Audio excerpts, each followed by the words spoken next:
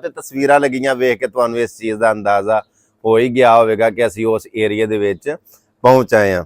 ਔਰ ਐਸ ਜਿਹੜੀਆਂ ਲੱਕੜੀਆਂ ਦੇ ਉੱਤੇ ਮੈਂ ਬੈਠਾ, ਬੜੇ ਬੜੇ ਵੱਡੇ ਛਤੀਰ ਲੱਕੜੀਆਂ ਬੂਟਿਆਂ ਦੇ ਮਤਲਬ ਹੈ ਮੁੰਡ ਪਏ ਨੇ ਇੱਥੇ। ਦਰਅਸਲ ਇਹ ਤੁਸੀਂ ਹਾਂ ਇਹ ਨਜ਼ਰ ਆਉਂਦਾ ਪਿਆ ਤੁਹਾਨੂੰ, ਯਾਨੀ ਕਿ ਸੋਭਾ, ਇਹ ਲੱਕੜੀ ਦਾ ਮਤਲਬ ਕਿ ਚਿਮਨੀ ਬਣੀ ਹੈ ਧੂੰ ਨਿਕਲਣ ਵਾਸਤੇ।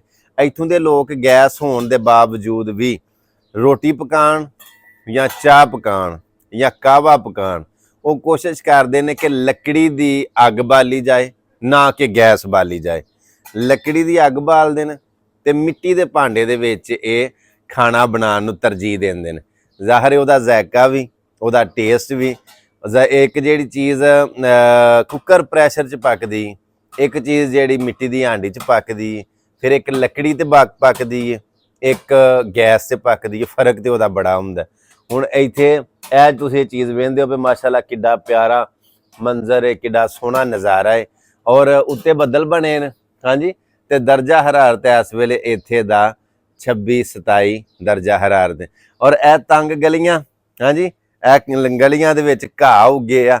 ਇਹ ਵੇਖ ਕੇ ਤੇ ਇਸ ਤਰ੍ਹਾਂ ਹੀ ਲੱਗਦਾ ਪਿਆ ਕਿ ਮੈਂ ਜਿਵੇਂ ਆਪਣੇ ਪਿੰਡਾਂ ਦੇ ਵਿੱਚ ਵੜੇ ਆ, ਕਿਤੇ ਗੁਜਰਾਤ ਫੇਰਨਾ ਪਿਆ, ਕਿਤੇ ਖਾਰੀਆਂ ਫੇਰਨਾ ਪਿਆ, ਕਿਤੇ ਉਸ ਇਲਾਕੇ 'ਚ ਫਿਰਨਾ ਪਿਆ। ਯਾਨੀ ਕਿ ਪਿੰਡ ਪਿੰਡ ਹੀ, ਚਾਹੇ ਸ਼ਹਿਰਾਂ ਦੇ ਵਿੱਚ ਜਿੰਨੀਆਂ ਮਰਜ਼ੀ ਸਹੂਲਤਾਂ ਹੋਣ, ਜਿਹੜੀ ਵਿਲੇਜ ਲਾਈਫ ਹੈ, ਪਿੰਡ ਦੀ ਜ਼ਿੰਦਗੀ, ਇਹਦੇ ਨਾਲ ਸ਼ਹਿਰ ਦੀ ਜ਼ਿੰਦਗੀ ਨਹੀਂ ਰਲਦੀ। ਜਿਵੇਂ ਆ ਤੁਸੀਂ ਵੇਖਦੇ ਹੋ ਨਾ, ਯਾਨੀ ਕਿ ਪਿੰਡ ਜਿੱਥੇ ਵੀ ਹੈ ਨਾ, ਪਿੰਡ ਇੰਜ ਦਾ ਹੀ ਹੁੰਦਾ।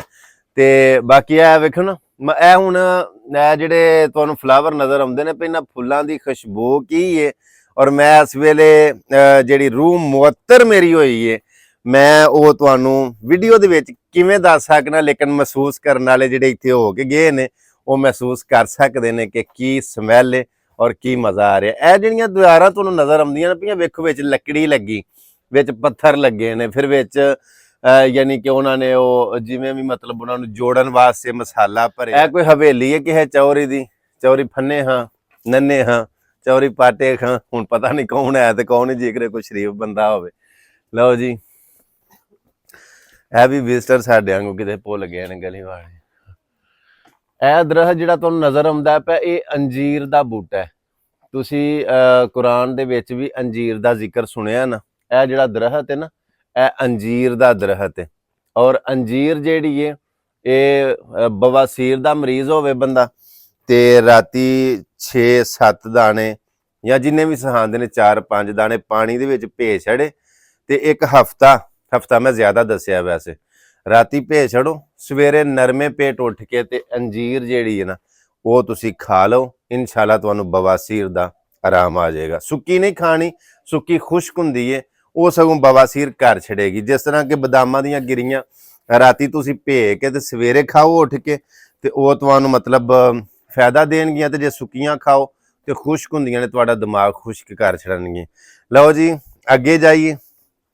ਇਹ ਵੇਖੋ ਟਰੈਕਟਰ ਨਜ਼ਰ ਆ ਗਿਆ ਬਈ, ਟਰੈਕਟਰ ਮੈਂ ਅੱਗੇ ਪਿਆ ਨਾ, ਹਾਂ ਵੀ ਕੋਈ ਟਰੈਕਟਰ, ਕੋਈ ਪਿੰਡ ਦਾ ਸਬੂਤ ਵੀ ਤੇ ਮਿਲੇ ਨਾ। ਲਓ ਜੀ ਅਸੀਂ ਆ ਗਏ ਇਸ ਟਾਈਮ।